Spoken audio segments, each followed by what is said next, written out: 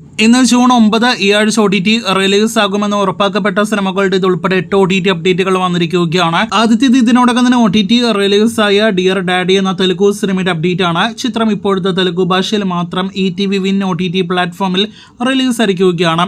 രണ്ടാമത്തേത് ഡിറ്റക്റ്റീവ് ഷെർദിൽ എന്നൊരു ഹിന്ദി സിനിമയുടെ അപ്ഡേറ്റ് ആണ്. C5ന്റെ ഡയറക്റ്റ് OTT സിനിമ ഈ ആഴ്ച ജൂൺ 13 OTT റിലീസ് ആകുമെന്നൊരു ഒഫീഷ്യൽ പ്രഖ്യാപനം വന്നിരിക്കുന്നു.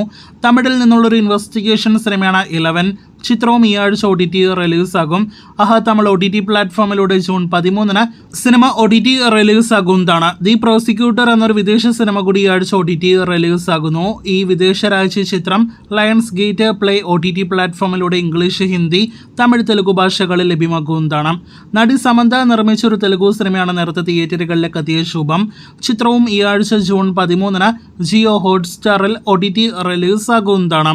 പടക്കളം എന്ന സിനിമ നേരത്തെ മലയാളത്തിൽ നിന്നും തിയേറ്ററുകളിലേക്ക് എത്തിയ സിനിമയാണല്ലോ.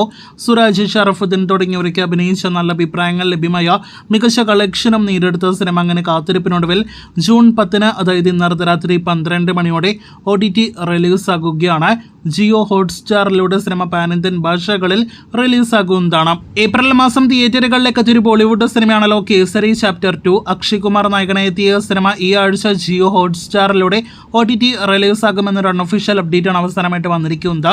ജൂൺ 13 ഹിന്ദി സിനിമ ഹിന്ദി ഭാഷയിൽ മാത്രം ജിയോ ഹോട്ട്സ്റ്റാറിൽ റിലീസാക്കുക. ഒഫീഷ്യൽ പ്രഖ്യാപനത്തിനായിട്ട് കാത്തിരിക്കാം.